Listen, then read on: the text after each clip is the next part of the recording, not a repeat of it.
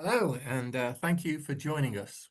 Welcome from me, Michael Scott, in the Lake District, Wordsworth's country in the UK. In fact, Wordsworth's birthplace is only about half an hour's drive from where I'm sitting here in a town called Cockermouth. And welcome too from my joint convener, Sanford J. Ungar in Washington, DC, to the 58th jointly promoted event between the Future of the Humanities Project and the Free Speech Project. The latter is sponsored by Georgetown University and the former by Georgetown's Humanities Initiative in association with Campion Hall in Oxford and the Las Casas Institute for Social Justice at Blackfriars Hall in Oxford. Together, the two projects consider issues concerning human dignity, rights, cultures, histories, traditions, and freedoms in a wide spectrum of educational activity, policy, expression, and aspiration. In a moment, I'll hand over to Sandy, who is the director of the Free Speech Project. He will introduce today's distinguished guests and moderate the ensuing discussion before I return to chair the question and answer session. From the start, you can type in your questions to the panel by using the Q&A button at the bottom of your screen. Please use the Q&A button, not the chat button. These questions will come to me during the session, and I will try and put them to the panel to consider towards the end. We urge you to ask questions as and when they occur to you so that we don't get a bottleneck at the end. Okay, looking forward to this one. Over to you, Sandy. Thanks, Mike. We all are. It seems seasonal.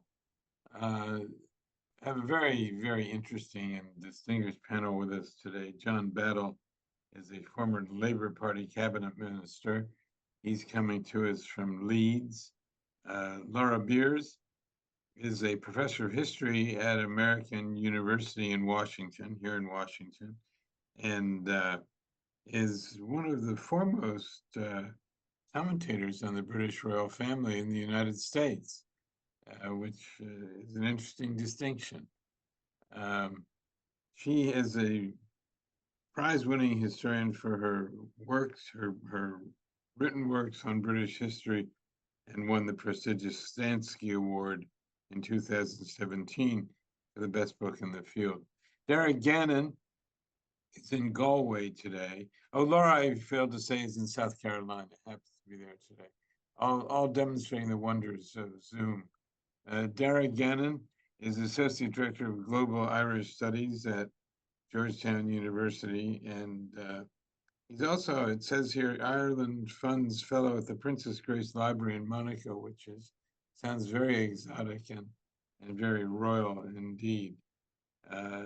He works at Georgetown University and but is today in Galway on the west coast of Ireland. Ellen Clough-Stevens is the electoral commissioner for Wales. Now, in the United States, that would sound like a very powerful position, and perhaps it is in Wales as well. She has had a lot to do with the BBC and its governance. And those are the four panelists, and Mike and I are back here, as he said, for our 58th time. We haven't missed a month since the depths of the pandemic. Ellen, I'd like to go to you first and ask you if you could give us a brief summary, if you will, of the state of the British monarchy. We hear a lot about the British monarchy in this country, and I think people around the world do too. What is the reality of its status these days? That's a very interesting question because it's quite, there are several possible answers to it. But I think at the moment that the British state itself has a certain sense of fragility and polarization, and that for a lot of people, the continuity of the monarchy is something that they cling to. I think that was actually nowhere more apparent than in the transition from the death of the late monarch, Queen Elizabeth, to to King Charles III, because there was a lot of anxiety among people whether the public would embrace Charles in the same way as it had embraced the very long, dutiful reign of his mother, who had, been exemplary in her neutrality, and especially whether they would accept as full queen, Queen Camilla, because up to then the consort of the Queen, Duke of Edinburgh, Prince Philip, had never been crowned as such. Therefore, and oddly enough, the transition took place very smoothly. I think it surprised a lot of people. And I think the real test of that for me was when King Charles suffered from cancer and had to withdraw temporarily from royal duties. And Queen Camilla, and I think it must have been quite a big step for her to set out on her own to meet the public, given the kind of opprobrium that had been thrown at her during the death of Princess Diana. However, having said all that, and having said that they've obviously got, I think it was Prince Philip who once said, I think it was on one of your television programs in the States, Sanford, it was maybe Barbara Waters, where he said, you actually get a family, not a monarch. So people can relate to different bits. And at the moment, there's a huge popularity, of course, of uh, little Princess Charlotte and the Princess of Wales. However, I would caution that if ever came a moment where the king might want to become more interventionist, I think the kaleidoscope would move very quickly. I think there are two perceived avenues in Britain. I think there's the royal one, and then there's the democratic and Westminster and devolved politics. And at the moment, the twain do not meet. And I think if anything upset that balance, I think the whole thing would come into question once again. I'm not certain, John will have more to say on this than I am. But probably, well, I've met them a number of times. I'm sure you have as cabinet minister. Well, thank you very much. I'd like to go next to Laura Beers because of her studies a bit more from a distance of British institutions. And I think that was a very enlightening summary, and things are very stable, but always subject to instability if things go wrong. Laura, you might start by just saying something about why Americans continue all these years after breaking away from Great Britain, why they continue to be so interested, as they appear to be, in the royal family. Well, thank you for having me, Stanford. And I think that is, I mean, it's an intriguing question, right? And partially the answer is because they don't actually have to have the royal family, right? They can watch The Crown, they can visit Britain, they can, wait and watch the changing of the guards in front of Buckingham Palace, and if they're lucky, maybe get tickets and, tour the publicly accessible bits of it and look at old castles. I lived for years in York, the seat of many years ago, King Richard III. And, it still is a huge tourist attraction for the nostalgia. But I think one of the things, I recently wrote a book about George Orwell, who, while we think of him as a champion of free speech, which is kind of important in these times, was also a social democrat who, had limited love for the royal family, but actually didn't. He foresaw a social revolution in Britain, a social revolution that never really arrived. And he thought wrongly that the House of Lords would not last into the 21st century. But he believed that the monarchy would. And I think one of the reasons that he claimed that was that he thought the monarchy acted as an escape valve for more totalitarian impulses, that people as he put it, can't get along without drums, flags, and loyalty parades, and that it's better that they should tie their leader worshipped on some figure who has no real power. He says, in a dictatorship, the power and the glory belong to the same person, whereas in Britain, you have this kind of leader worship that's tied to the figure of the monarch, and that is divorced from the kind of practical nitty-gritty, roll your sleeves up work that's being done by the prime minister. And he believed that actually the existence of the monarchy in Britain was one of the things that kept Britain from falling susceptible to these fascist impulses in the 1930s.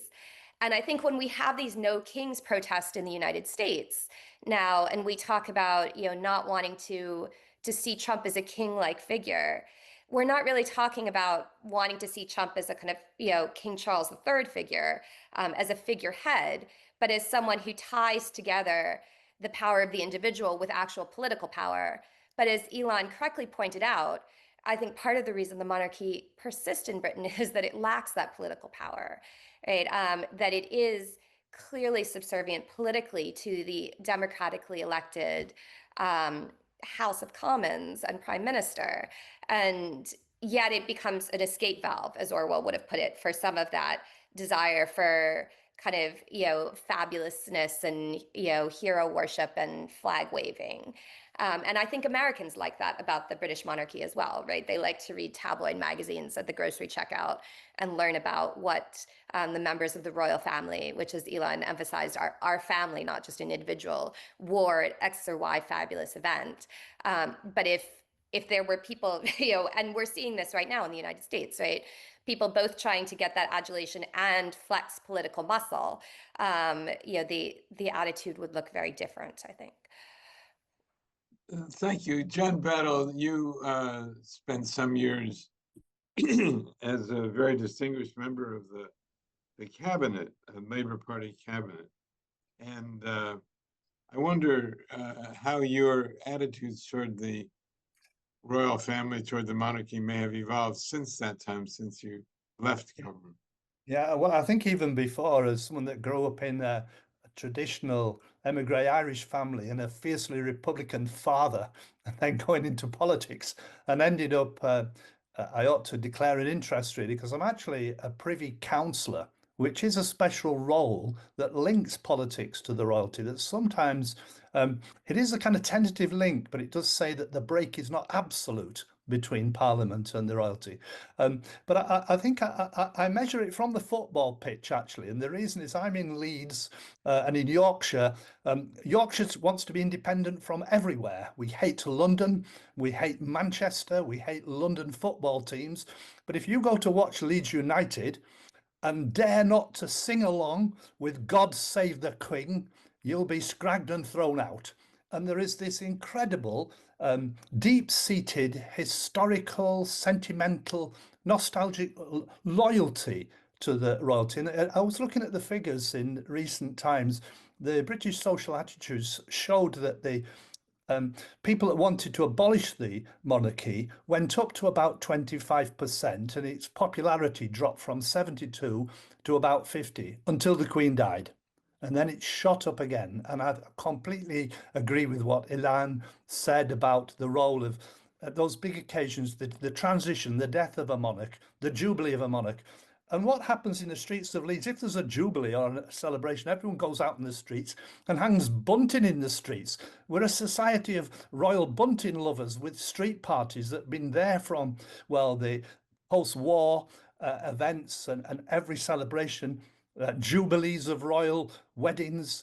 So you've got a clash between the culture of what I'd call the tabloids that love all of us to focus on the personalities, but then to pick apart the royals they don't like. And we could name one or two who get mercilessly hammered in the press. But I'm with Dennis Skinner when you ask about my journey. And I remember when I first went to Parliament, and Dennis Skinner, a well-known parliamentarian, said, Johnny said, you have to take an oath, when you go into Parliament, the first thing you do, you take an oath then to the Queen. He said, but do what I do, he says, take an oath to the Queen, but then add in the brackets, but not her hangers-on. Yes, her dependents, but not the hangers-on. So he wanted to streamline and strip down the royal family and only take the best one and the leader. And I thought at least there was an acknowledgement there that there was a role for a head of state, a monarch.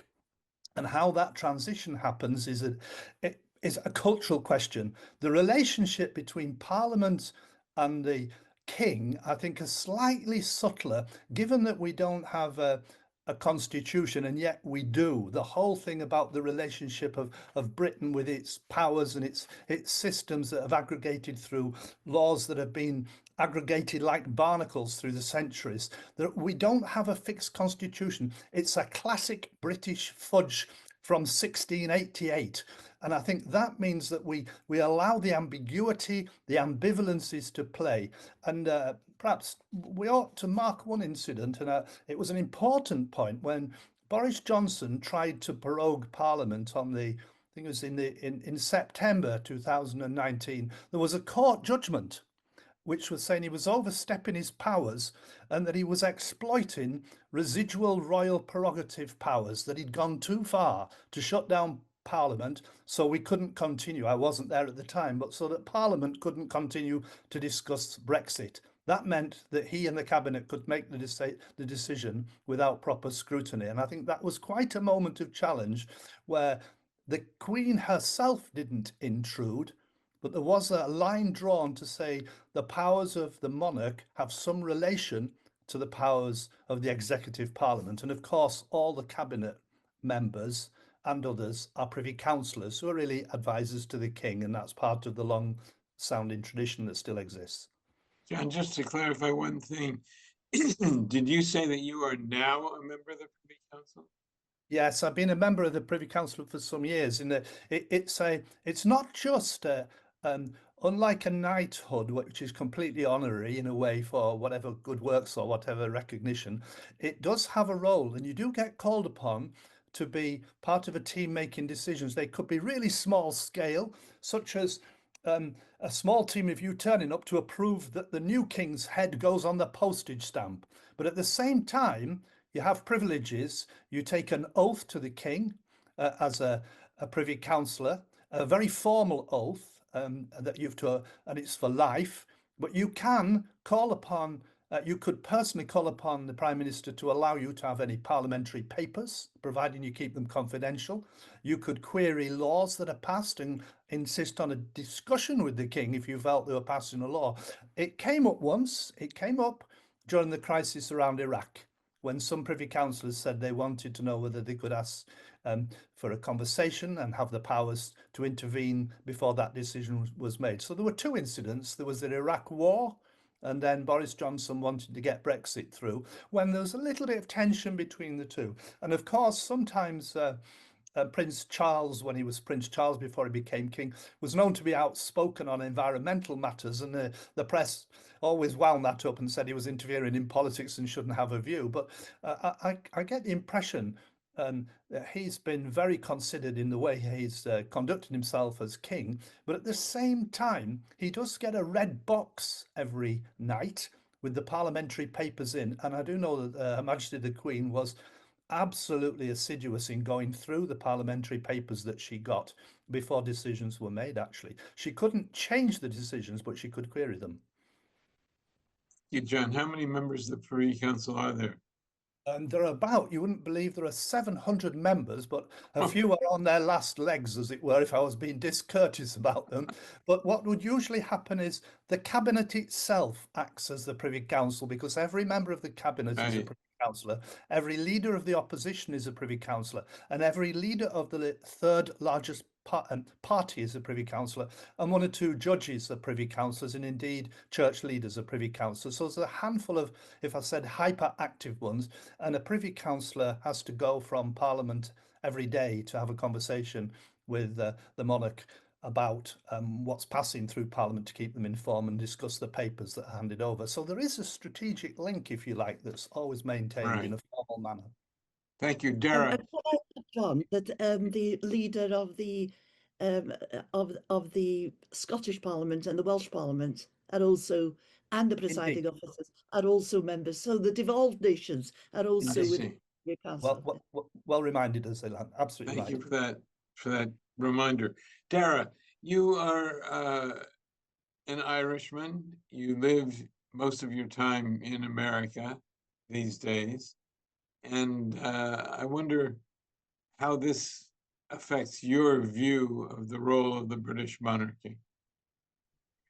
Well, that's a very interesting question because I think my answer perhaps 20, 25 years ago would have been very different to the one I'm about to give now. And in some respects, there is the element of the cult of personality at play. In the case of Queen Elizabeth II, she did so much post 2010 in particular to cultivate British-Irish relations in that spirit of the Good Friday Agreement generation, post-Troubles.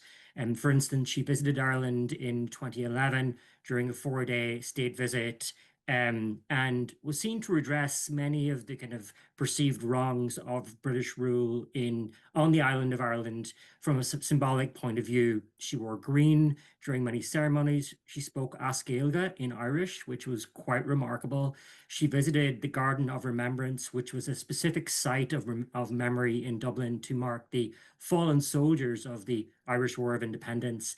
And while she fell short of a full apology for British military actions in Ireland over the centuries, and most notably during the Troubles, she did say that the thoughts of the British monarchy were with the people of Ireland at that time. And this was followed 1 year later when she shook hands with Martin McGuinness, then Deputy First Minister of Northern Ireland, former member of the IRA.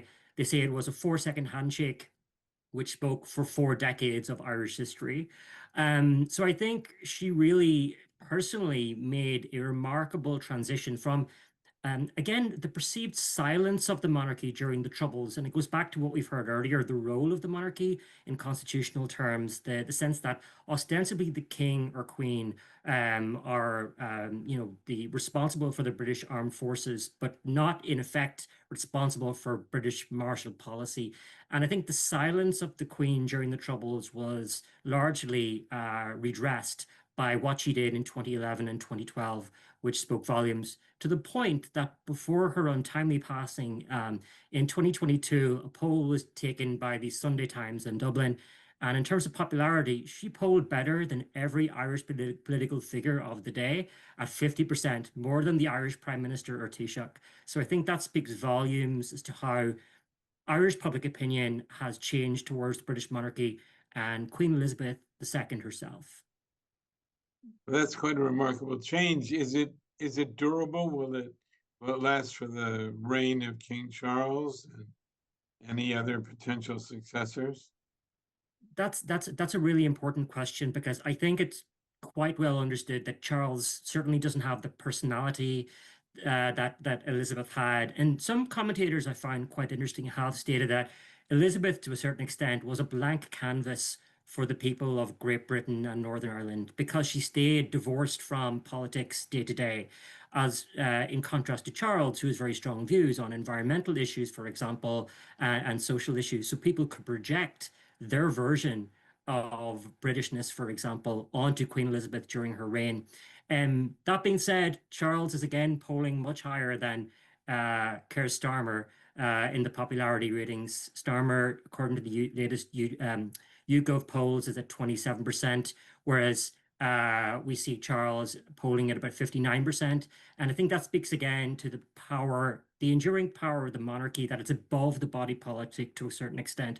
And especially within the United Kingdom as a multinational state, the king or queen, I think, has to be almost a vessel for people to pour their wishes, their ideals, and their aspirations. So while Charles does not have the popularity of Elizabeth II, I think the role of king still has a role to play. Well, thank you for that.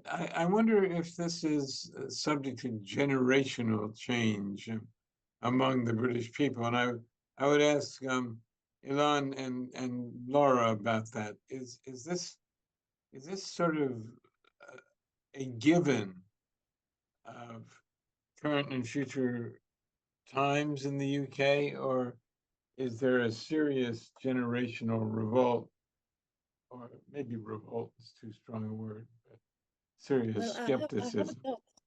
I haven't got the percentage figures in front of me, but Laura may well have them from her scholarly research.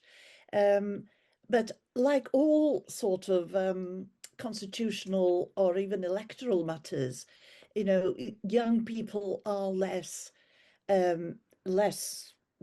uh, uh, impressed by traditional roles. So if they are not anti-monarch, but less interested in monarchy, they are also less interested in voting in a democracy. So it's not a protest vote against, you know, it's not a democratic surge against the monarchy. It's just an indifference to the monarchy, just as they have an indifference to conventional politics. So I think it's more to do with a passivity about the status quo and a possible sort of I still think it's indifference more than it is active dislike, but it certainly isn't powered by enthusiasm, and that's for both sides. And as I say, you know, one would wish that the lack of affection for a monarch would translate into an affection for democracy, but that is not where we are. I mean, Laura, on the, oh, sorry, I didn't mean to jump in no, over that's you. quite all right. I mean, on the numbers, I think in the most recent YouGov numbers, young people, sort of people under the age of 25, still have a net negative view of both the royal family and the Institute of the Monarchy. But young people, if you define them as people under the age of 50, which now that I fall into that category, I more clearly do, right, have a net positive view of both the monarchy and King Charles in particular. And I'm not sure that would definitely, before Queen Elizabeth's death, been when we would have predicted. I think once she passed away, there was sort of an outpouring of very public, support, nostalgia, flag waving. I mean, John mentioned bunting and Jubilee celebrations. And as I said, I too lived in Yorkshire during the last Jubilee, John, and very much, had strawberry and cream, cakes and walked through streets filled with bunting. And the people who were putting out that bunting were people who, probably if you engage them in politics, in the case of many of them, had a kind of soft republicanism, right? So I'm not sure that the rah-rah celebrations of various royal events necessarily translate into a thought-through support for the monarch. But I do think I think the Queen's death probably did more for the monarchy in Britain than people would have anticipated beforehand. And it, also, I think, muted the edges of some of the anti-monarchical rhetoric around what people had assumed they thought about Prince Charles as Prince Charles, and kind of paved the way for him as King Charles. And so while I'm not sure that you get young people kind of actively supporting the monarchy, I think their sort of willingness to be actively Republican has been defanged in the last several years. And I think King Charles is playing that carefully, right? I mean, he's trying not to antagonize people. He's not pushing back very aggressively around the government's hesitation around extending the sovereign grant this year. He's sort of trying to streamline the monarchy to make them seem not just wasteful or rapacious or parasitic. He's trying to be respectful. He sort of knows that he was given perhaps a slightly unexpected, grace period, and he's using it. I think in his mind, probably in part to ensure that the next generation, in his son Prince William, also gets to continue. Because I think, had you asked people before the Queen's passing, younger people, whether they thought the monarchy would persist after her, you wouldn't have had as much sort of assumption that it would all work out, as is proved to be the case. John Battle.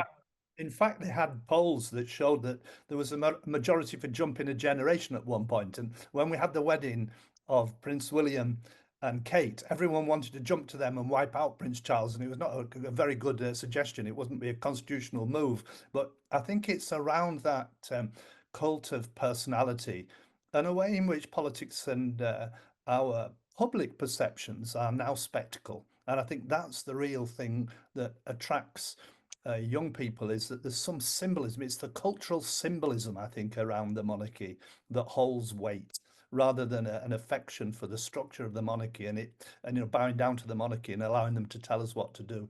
I think it's something to do with the history, but it's a kind of nostalgia politics, I think, and that does infect.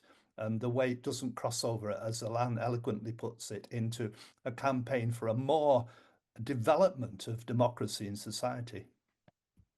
John, not to be rude about this, what about the black sheep of the family? How do people cope with that or explain it? The black sheep of the family. Do you mean the Republicans in my family? Well, how would they go? I mean, I think there No, was. I mean, Prince Andrew, I think. Sorry. I mean people like Prince Andrew. Oh, within the royal family, yeah. Within the royal family. Yeah, I think there's the campaign in the press today, isn't there? There's a new book out about Prince Andrew, and whether he'll be thrown out of his house or whether he'll be locked up for linking to the character in America. I mean, I think there will be a bit of a challenge. And royals, don't forget, in the past in Britain have been thrown out before and sidelined and cut off from the tree of the royal family, if you like. So if the royals keep it focused, as Laura says, on Prince William and Kate, and they do their public job well, it will hold that central trunk of the royal family through, I think. So I don't see it disappearing anytime soon. Can I add, Sandy, that I thought Yes. one of the problems for King Charles is there has been a long tradition, regrettably, of anti-intellectualism in the royal family. You know, it's shooting, hunting, dogs, horses, but it's not intellectual, it's not cultural, it's nothing to do with the arts. And one of King Charles's problems is that he has set himself up as a thinker, especially on green issues, the state of our planet, our relationship with nature, and also on religions, on other religions other than the Church of England. And, you know, the jury's out, I think, on how that will play long term, just because we've been so unused to anybody having a thought. Sarah, well, I can see your point.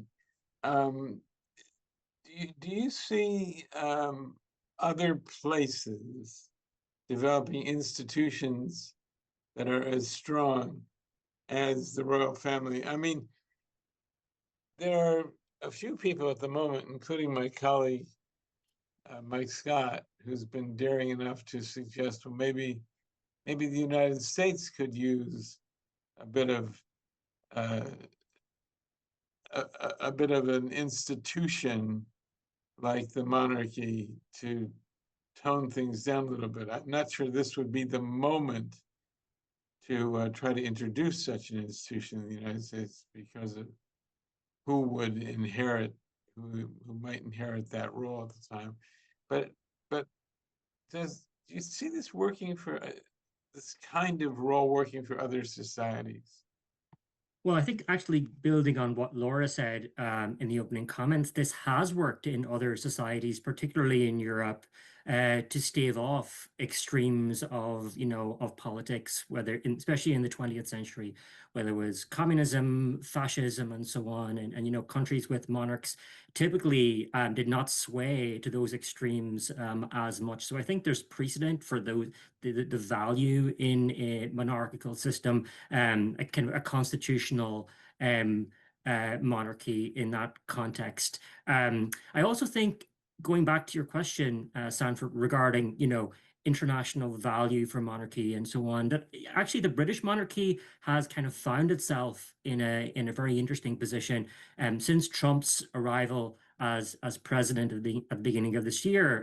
In terms of kind of international ambassadors for a normative body politic, notably in May when King Charles opened the Parliament of Canada, a lot of the rhetoric which he used in his discourse was about, the Great North, preserving democracy, normative politics, and this was seen as kind of a deus ex machina, I think, by the Canadian people against, the ambitions of the current president of the United States towards a 51st state. And so actually Charles potentially, building on what Elon suggested earlier, intellectually might find himself, almost in terms of timing, as having a role on the international stage, which gives the monarchy a particular currency, even beyond Britain itself.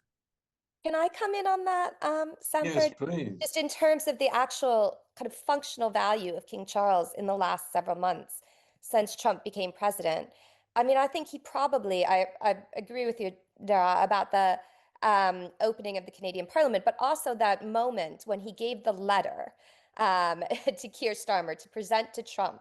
Probably if we think of things that have gotten, if we understand why Britain has a better deal in terms of trade policy than the European Union with the United States right now. I mean, I think we probably put it down less to the canniness of, the negotiating team that Starmer brought to the table necessarily, than to the fact that Starmer was willing to rope the king in, and that both of them recognized that flattering Trump was how to get them what they wanted, right? And so, someone who wishes that he were a monarch being presented with a letter from a real monarch and having his ego sort of stroked probably did more to help the UK going into what was going to be a messy set of trade negotiations, than anything else. I mean, we've looked at how Ukraine has been punished over the past several months by, for Zelensky's not wearing a suit when he met with him. I mean, here on the flip side, we have, the king willing to give some of his luster to Trump through that letter. And I think that did a good deal of significant diplomatic work that benefited the British government in the medium term.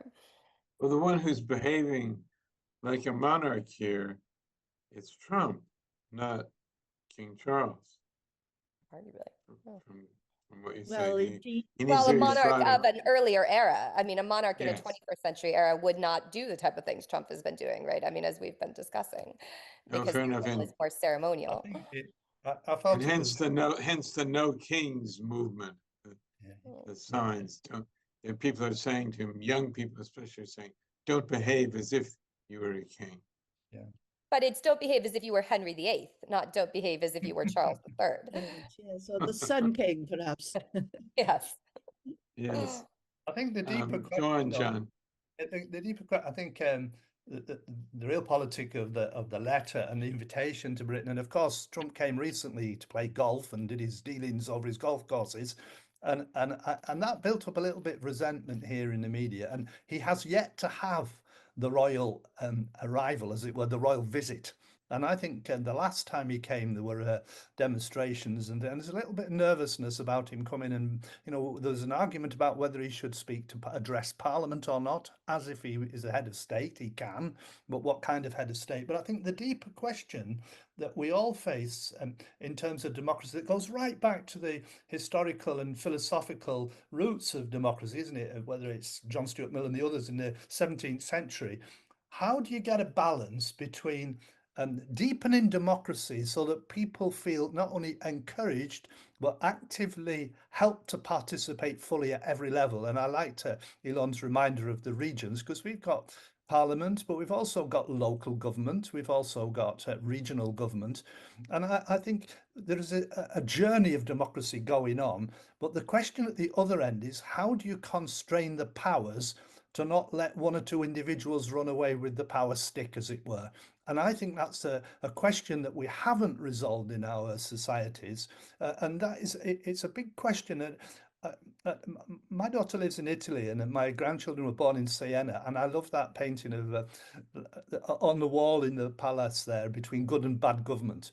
And it says the decisions you make in setting up your system of government will determine the quality of lives of the people. So there's still an argument to be had about that relationship of power and how a democracy constrains power, but at the same time doesn't constrain it to the extent that nothing can happen and no one can even plan to put a gate on their back garden because of planning law. So the whole questions there are still alive, and I think it's come to the head with perhaps President Trump, because he seems to be taking on powers. But we did have a bit of that with Boris Johnson, and I think there was a bit of a crisis then that powers were starting to be pulled in the direction of one man who was ignoring his cabinet Right. and trying to override Parliament as well. So I think there's still a big challenge there to be sorted out that we all should work on. Not for nothing have they been compared.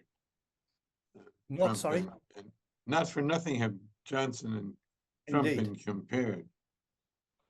Before we turn back to Mike and to handle the questions that have come, I just want to remind the people who are tuned in, this would be a good time to submit a question if you haven't yet through the Q&A button.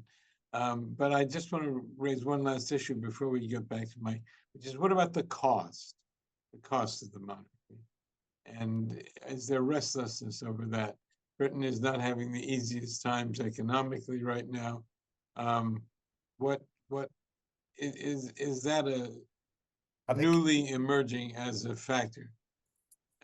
I think it is. In recent times, there have been articles in the financial press suggesting that in the budget in the autumn, the Chancellor may well look at the Crown Estates. There's the Duchy of Lancaster and the Duchy of Cornwall that make a good living from rents. And there's talk of perhaps taxing them in a way that they haven't been taxed before. That's started to call a little bit of a rustle in the press. I think most people would think that the royals, and it echoes a little bit of the lifestyle question that Elon raised earlier. You know, do they live high on the hog and a separate life in their castles, or whether they live a modest life? There was a time when we were great fans of, was it the Dutch cycling king? You know, should the king be on a bike kind of question, or live modestly? I think those questions are around, but I think it may be that the king himself is willing to open up to greater taxation, which will take the sting out of that row. Dara, how do you assess that question?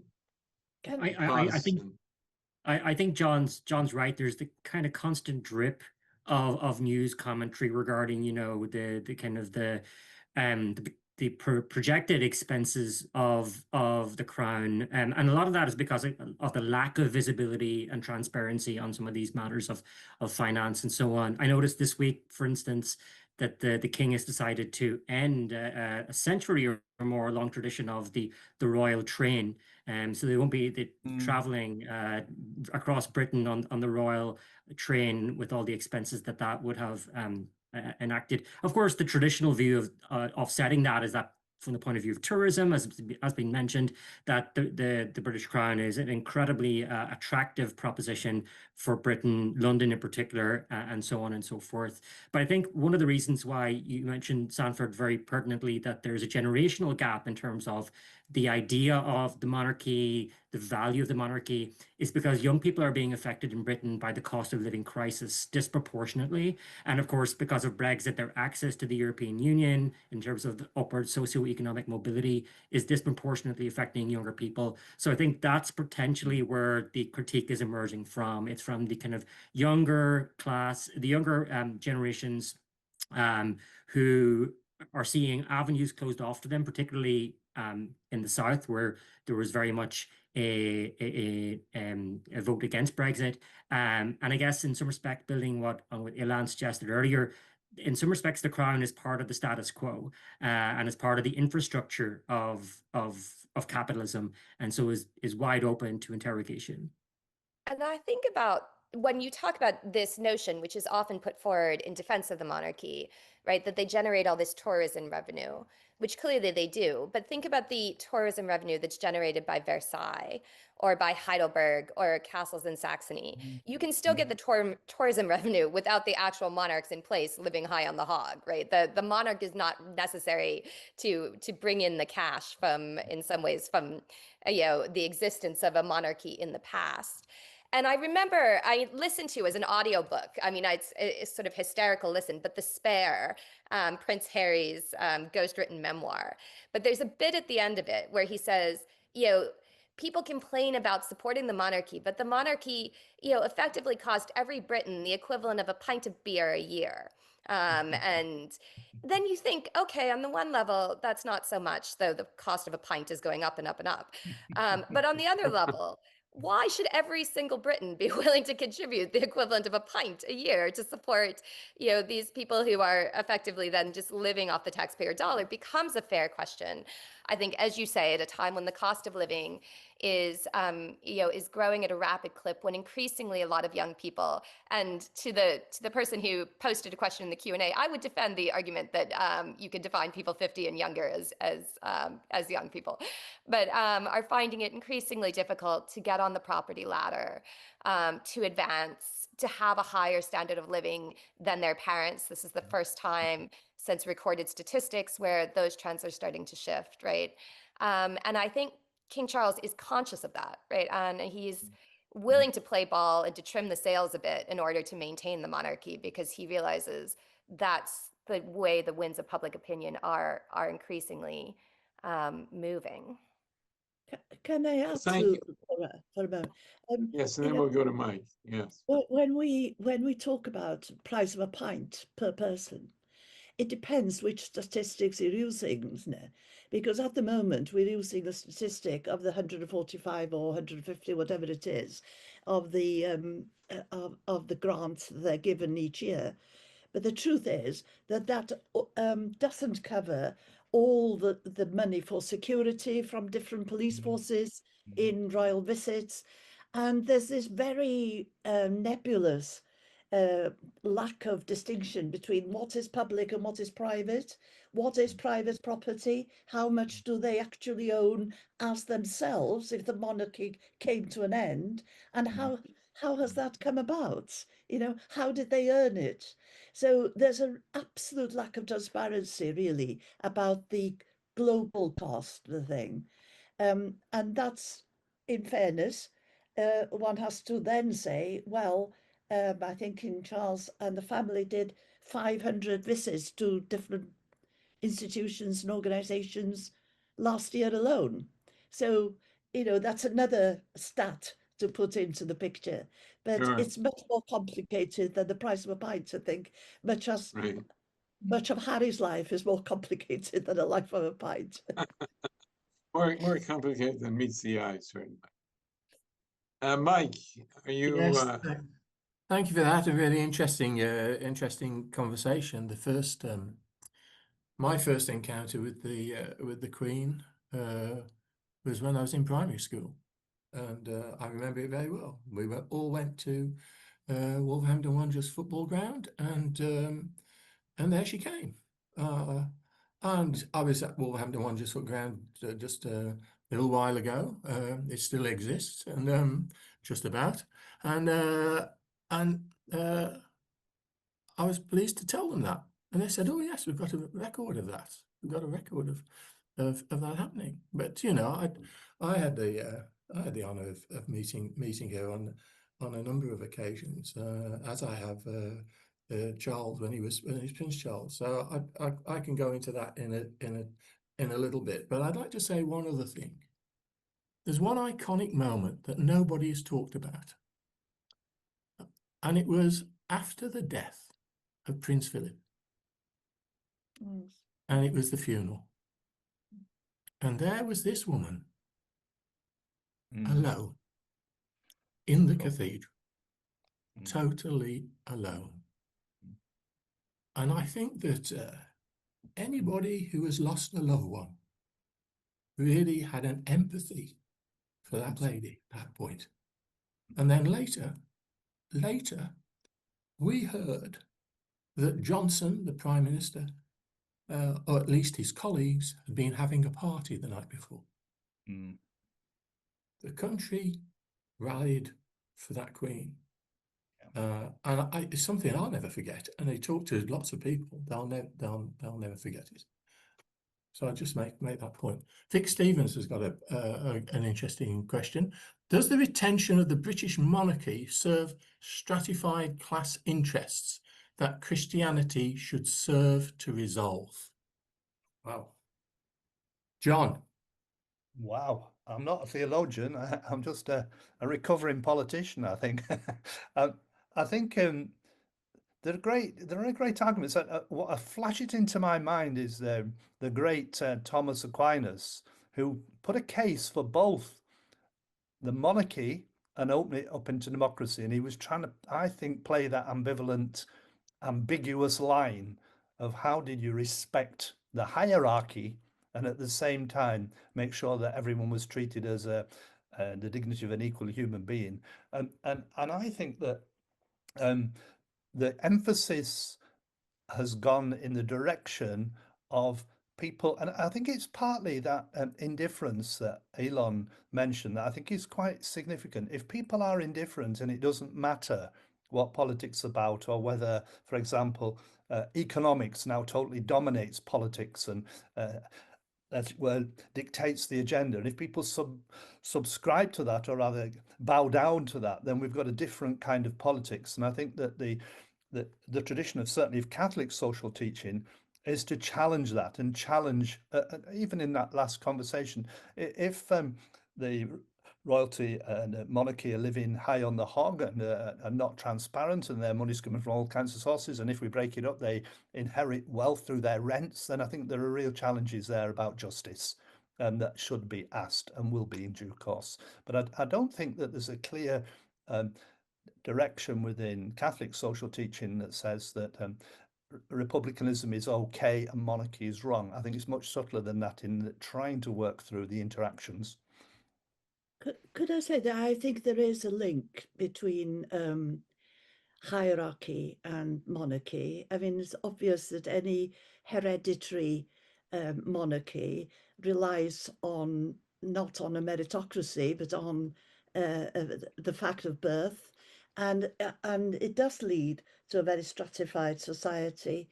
And I think it has one of the problems it has is links with empire, especially the second wave of empire from, say, the Indian, from India on, where somebody like Queen Victoria would sign herself, Victoria Regina and Imperiatrix. So, and we've still got 14 territories. And if I can, I feel very ambivalent because I accepted what's called a damehood. So I'm a dame, but I'm unfortunately a dame of the British Empire. So that is the title. And I think it's high time, I accepted the honor, but I feel very uncomfortable with the title. And I would like those titles to be changed because I think there is something about hierarchy and its association with a kind of right to reign, a right to rule other people. And I think, I mean, if we look at yesterday in the US, Trump came out with one of his Truth Social posts, this time attacking the Smithsonian Institution, the US museums, and accusing them of being overly woke and being overly obsessed with the evils of slavery. And when we think about this kind of imperial context, as Elon said, places where we have seen a real turn against the monarchy and a movement away from monarchy are in these 14 kind of crown territories. So in Bermuda and Jamaica, both moving to become still part of the Commonwealth, but not to become republics, right? And this question of to what degree, particularly in Jamaica, right, both the monarchy and the aristocracy then are complicit in kind of broader systems of global social inequality, and what obligations remain to that historical legacy, I think are ones that peoples outside of the United Kingdom are trying to work out in terms of the relationship between the historic monarchy and the present day monarchy. And it's a different set of issues. I mean, class stratification still remains an issue, and the limits on class mobility in the United Kingdom. But the differences between, a British working class and those better off in Britain pale in comparison to the differences between those within the parts of the global South that were once part of the British Empire, and those better off within the metropole. I'm really pleased, just to jump in there, that this kind of broader question of empire has come into focus in this conversation, because I think a lot of people who are endorsing the idea of continuation of monarchy, there are correlations between ideas of empire, and that there are continuities with the past. And I think, as Laura very carefully and helpfully mentioned, actually empire in the present day, or Commonwealth, actually brings into sharp focus those historic inequalities and injustices. And even that kind of rather bizarre episode where the Duke and Duchess of Cambridge visited the Caribbean in 2022, and we saw some very shocking images where they were meeting people through barbed wire, and you saw these hands of young people of color, really actually brought the conversation back to Britain. There's that broader dialogue in the historiography of at home with empire. To what extent are the people of Britain informed about empire and those legacies? But I think actually some of the silence, and even if those conversations are in remission within British politics, in some cases, actually those episodes abroad, particularly in the Caribbean, actually bring the conversation into focus. And again, going to that broader conversation about decolonizing British institutions. And for sure, the British monarchy should be subject to the same rigors as museums, as the education system, and so on and so forth. Exactly.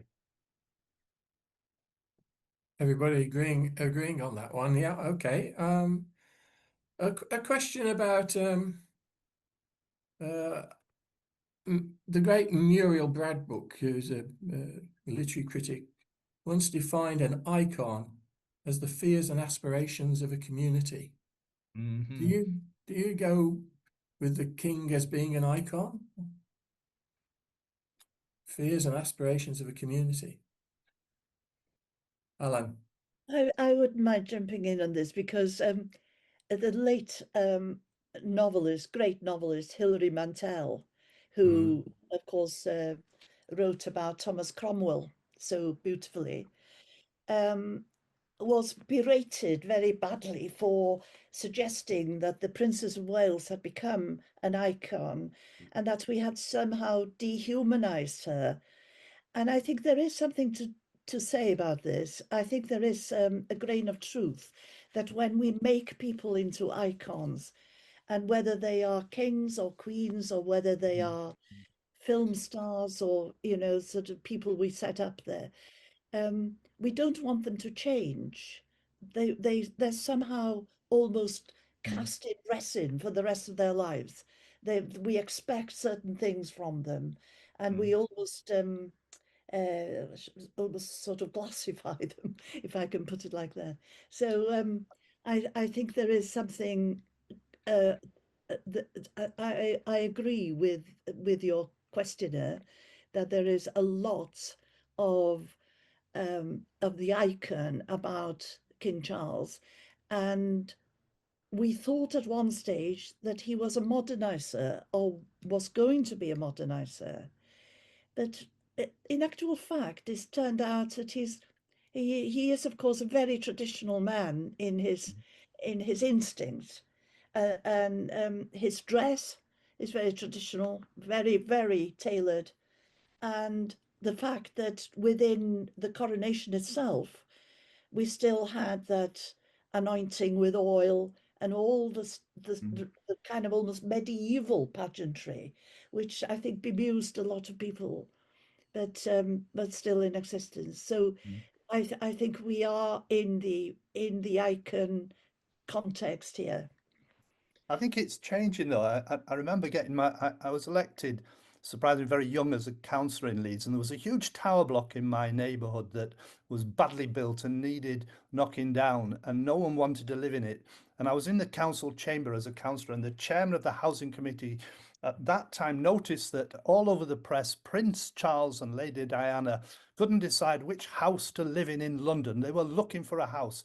So the chairman in the full council meeting stood up and he said, and I'd like to offer that royal couple, a flat in Hunslet Grange, which was the glorious name for this tower block miles from anywhere. And I represented that area, and I stood up rather cheekily and said that I didn't want any problem families moving into my ward. And I have to say, the press came down like a ton of bricks. The media and everyone kicked off that I'd insulted the royals in a terrible way. And I had to go on the radio and try and explain that at Hunslet, though it was called Hunslet Grange, it wasn't a place that had facilities for horses and dogs. It was a big packed housing estate and wouldn't be appropriate. But I got my fingers burnt then because don't insult the royals was the message. I have to say, in the last 20 years, I think it's changed greatly. And I think there's a cultural shift to, though we'll sing God Save the King at every football match, it is accompanied paradoxically by a kind of developing anarchic irrelevance that rides side by side of it. And it's that ability to hold that ability together that I think strikes me as marking the culture around the symbolism of royalty now. So I think it's an icon in a way, but in another way, it can be treated with an irreverence, and that creates the space for challenges for, yes, accountability and transparency that we've mentioned earlier. Good. Thanks. To anything else on that? No. No. I just note, John, that Prince William is a supporter of Aston Villa. You know, and as a Wolves supporter, I noticed that, and you as a Leeds United supporter just promote it. No doubt have a view about that. But actually, I think people are quite pleased that he's chosen a team, and certainly not a London team. Yeah. What do you think? I think it's the culture of football, isn't it, that's really playing, and it's driven by the finance and the sports TV without a doubt. And people have been, to some extent, I saw a policeman at a match the other day and said, "John, you don't understand that you're all being herded together again." And I came away with a kind of an impression that hierarchy was and class was still strong and dominant, but it's coming from the side of wealth and money in the media. But I do think by association, Prince William rather has done the right thing, and he's there at the football where thousands and thousands of people are gathering and watching. It is the tribal dance at the moment. Yeah. There's an anonymous attendee has actually brought up the lack of discussion about Prince Andrew and his actions that have always been associated with the excess of privilege and the untouchability of monarchy. Is that who wants to take that? Laura, do you want to take that from America's perspective? I guess I can. And I think this is the difficulties of the limits of the fact that the monarchs are human, right? I mean, we talked about this idea of the icon. And I think one of the things that the late Queen was very good at doing was accepting the quid pro quo of, she was supported by the state. She had this, this role that many would see kind of enviable and maybe unjustifiable, but that she had to play up, right? And that a lot of the things that might be her sort of private urges, if she were just a regular person, that she forfeited in exchange for being head of state. And I think that there was a real discomfort from the way that Prince Charles and Princess Diana kind of played out their private affairs on a public stage, that was clearly articulated, in the 80s and 90s by the Queen. And I'm sure that she must have found everything about this Epstein scandals that unfolded alarming. But the difficulty is, at the end of the day, we were talking about her son, and I think that's the conflict that that you see here between these people who really are human beings still, right?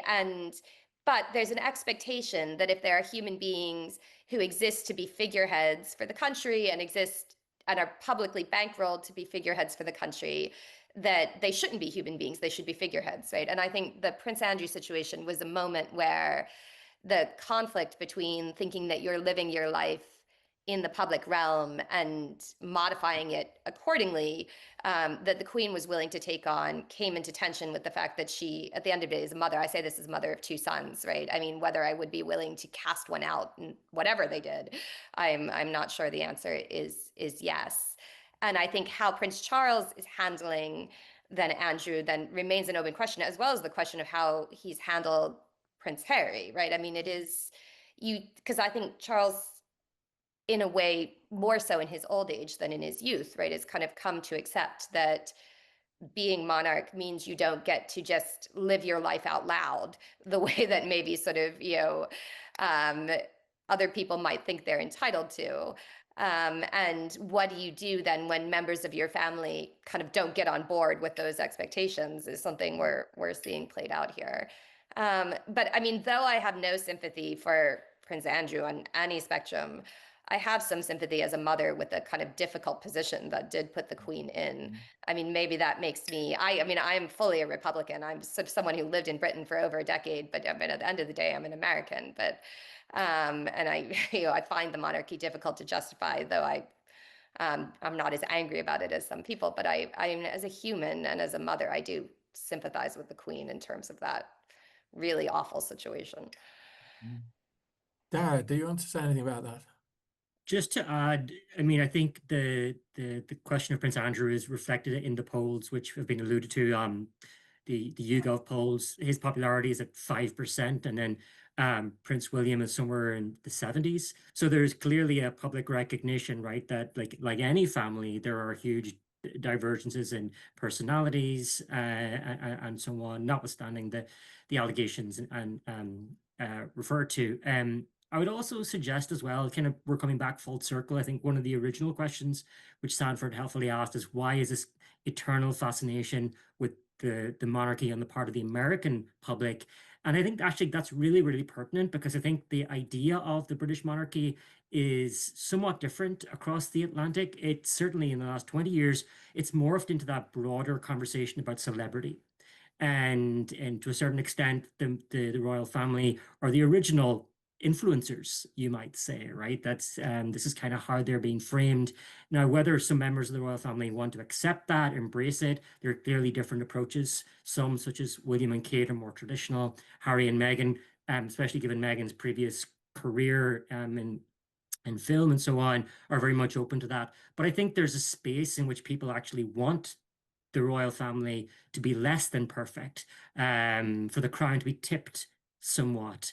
And I think actually that's been precipitated to a certain extent by TV series like The Crown through Netflix, where we get behind the scenes and we see a version which is less than perfect, less than God-given, and also, to Laura's point, the kind of familial dynamics there. So I think popular culture is now appropriating a version of the crown and of the royal family which is perhaps beyond their control. And it'll be very interesting to see over the next generation what version of the monarchy, has currency and has credibility. I agree with Derek very much that it's a soap opera, playing out, the black sheep playing out, the good sort of core family playing in, and but of course, what we can't forget is that there is at least one person in jail already for association with Epstein, and it's a very serious matter, complicated by, I think, Prince Andrew's propensity to do some financial deals, or to try to make some business deals all over the world. I think that the other problem for the family would be, how would he sustain himself were he to be cut off from the royal family, and whether that would lead to even greater problems because of the kind of company that might be tempted to bail him out. So I think it's sometimes a matter of keeping people within the tent. Well, thanks for that. Attendee named Susan Wolf. Often, Susan, you're with us. Thank you for that. She asks if this discussion is being recorded, and if so, could you possibly mention at the end that the recording will be available online after the discussion? Well, it will be, not immediately after the discussion, but Sandy, I think it'll be in a about a few week's days. time?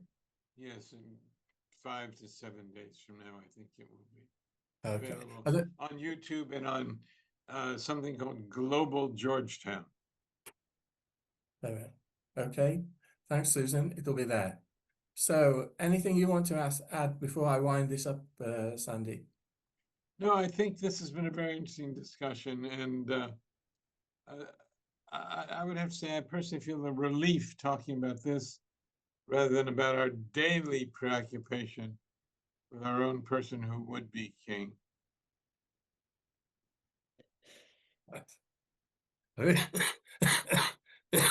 Sorry, you got me to cough there. Yes, thanks for that pertinent note.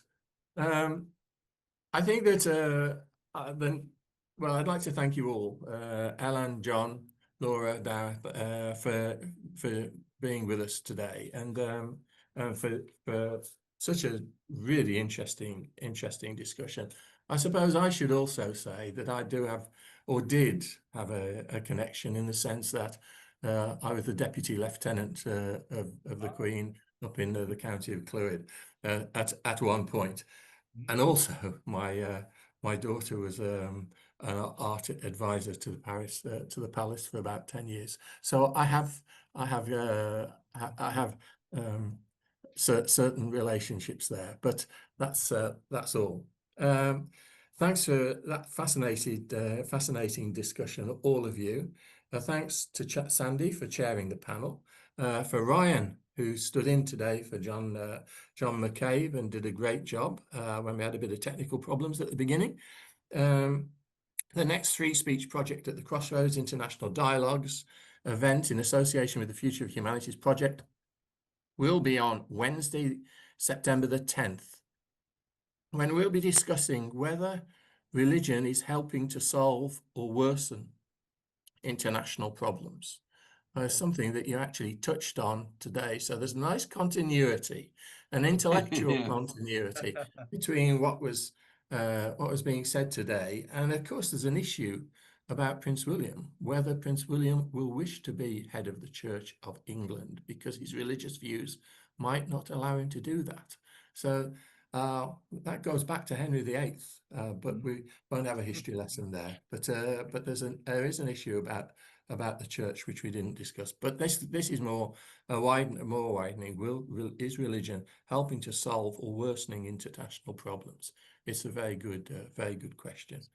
The next Cultural Encounters books that have made a difference will be on October the 6th, when Tom Banshoff from Georgetown University will be talking about Pope Francis's book Fratelli Tutti, which has given rise to this whole series of cultural encounters that we've been running in parallel to this particular series. For today, my thanks to colleagues at Georgetown, in particular Tom Banshoff, at Blackfriars to John O'Connor, the Regent, Dominic White, the Prior, and Hugo Slim, the new director of the Las Casas Institute. Thanks also to Dr. Nick Austin, SJ, Master of Campion Hall. Thanks again to Ryan and to John McCabe, who helped to make this Zoom happen. Thanks to you who have asked questions. Some good questions came in. And thank you for all attending today and for the support of our various series. I'm Professor Michael Scott. I'm Fellow and Senior Dean at Blackfriars Hall, Oxford. You can follow me on Facebook as Michael Kerr Scott or LinkedIn as Professor Michael Scott. Until the next time, take care, keep safe. Thank you, everybody. Goodbye.